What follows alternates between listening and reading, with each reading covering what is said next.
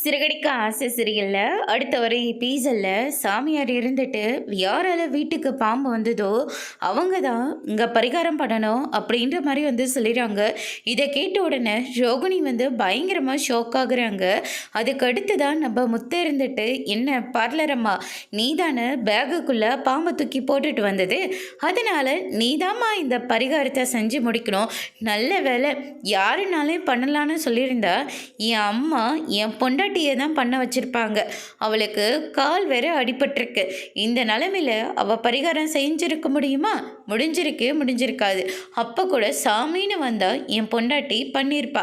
ஆனால் இப்போ நல்ல வேலை பூசாரியே சொல்லிட்டாரு, யாரால் இந்த பிரச்சனை வந்ததோ அவங்க தான் இந்த பரிகாரத்தை செய்யணும்னு.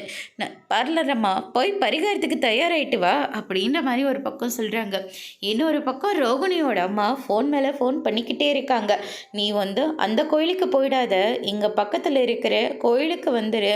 அங்கே ஆத்தங்கரை பக்கம் தான் நாங்கள் திதி கொடுக்கலான்னு எல்லா ஏற்பாடும் பண்ணி வச்சுருக்கோம், அதனால் நீ இங்கேயே வந்துடு அப்படின்ற மாதிரி வந்து சொல்லிடுறாங்க. என்னம்மா நீங்கள் இங்கே வந்திருக்கீங்க, இந்த கோயிலில் தான் நாங்களே இங்கே ஒரு பூஜை பண்ணலான்னு இங்கே வந்திருக்கோம், என்னம்மா நீ இப்படி என்ன வம்பில் மாட்டி விட்டுட்டியே அப்படின்ற மாதிரி வந்து சொல்லிடுறாங்க. பரிகார திதி கொடுக்கறதுக்கு என்ன ஒரு 10 நிமிஷம் ஆகுமா?